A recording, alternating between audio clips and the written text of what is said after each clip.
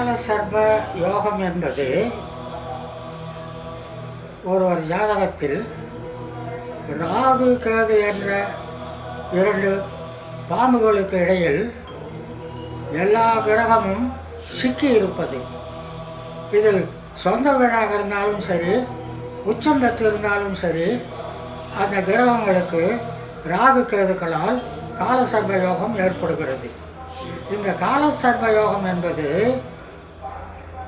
எந்த நற்பலனையும் தருவதில்லை. அதாவது வாழ்க்கையின் முன்பாதி வரை சிரமங்களே தரும். பெரும்பாலும் பெண்கள் ஜாதகமாக இருக்குமேயானால் அவர்களுக்கு இந்த காலசர்ப யோகத்தால் திருமணம் தடைபடவும் ஒரு காரணமாக இந்த காலசர்ப யோகம் அமையும்.